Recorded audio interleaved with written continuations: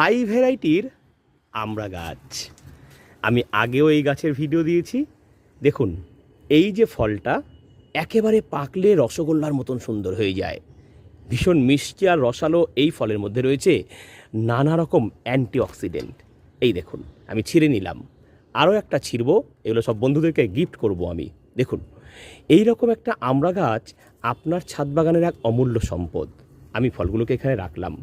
দেখুন, আরও এখানে একটা হলুদ হয়েছে, আমি এটাকেও ছিঁড়ে নেব। এই গাছ একদিকে যেমন এরকম ফল পাকতে থাকে, তেমনি অন্যদিকে কিন্তু ফল আসতেই থাকে। দেখুন বন্ধুরা, এইখানে কিন্তু ফলগুলো এখনও পাকেনি, হোয়ারাজ এগুলো কিন্তু পেকে গেছে। এই যে ধরছি আর খুলে পড়ছে, দেখুন, দেখেছেন, ধরছি আর খুলে পড়ছে।